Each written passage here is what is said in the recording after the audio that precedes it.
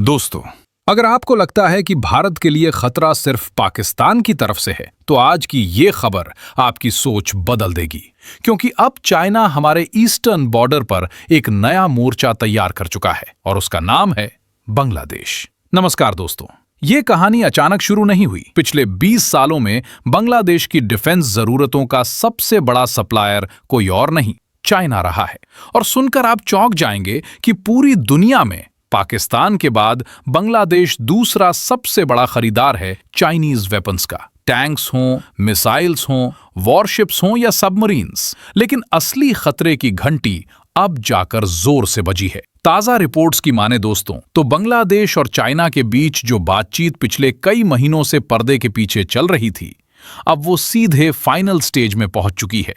और ये कोई छोटा मोटा सौदा नहीं है, बल्कि इसकी अनुमान लागत मानी जा रही है करीब 2 अरब 200 मिलियन डॉलर का एक मेगा डिफेंस डील है।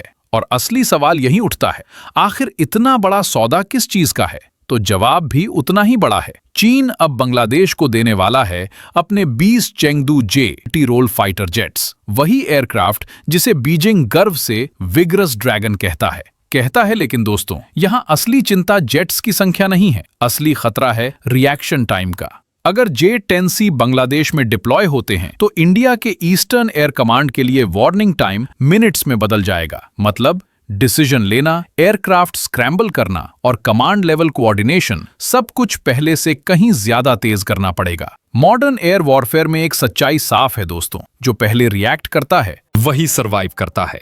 यही वजह है कि ये सौदा सिर्फ एयरक्राफ्ट खरीदने का नहीं, बल्कि बांग्लादेश एयरफोर्स के लिए एक ऐतिहासिक छलांग माना जा रहा है।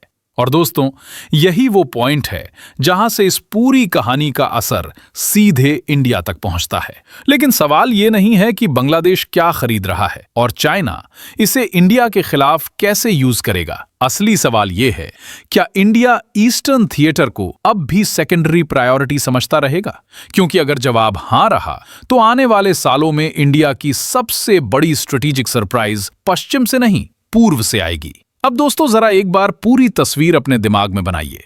पश्चिम की तरफ देखें तो पहले से पाकिस्तान मौजूद है, उत्तर में चाइना अपनी पूरी ताकत के साथ खड़ा है, और अब पूर्वी दिशा में धीरे धीरे एक नया फैक्टर उभर रहा है, चाइना से हथियारों से लैस होता हुआ बांग्लादेश। यानी साफ शब्दों में कहें तो बे ऑफ बंगाल का स्ट्रेटेजिक बैलेंस अब बदल चुका है। यही वजह है कि डिफेंस एनालिस्ट्स चेतावनी दे रहे हैं, इंडिया के सामने अब सिर्फ वेस्टर्न या नॉर्दर्न प्रेशर नहीं रहेगा, बल्कि एक सेकंड एरियल फ्लैंक भी खुलने वाला है। अगर इंडिया ने इस बदलते अलाइनमेंट को समय रहते गंभीरता से नहीं लिया, तो आने वाले टाइम में साउथ एशिया में इंडिया का प्रभाव धीरे धीरे कमजोर पड़ सकता है। हालांकि कुछ रिपोर्ट्स ये भी कहती हैं कि 2025 के पाकिस्तान इंडिया कॉन्फ्लिक्ट के बाद बांग्लादेश चाइना के बीच J-10C टॉक्स की रफ्तार थोड़ी धीमी पड़ गई थी।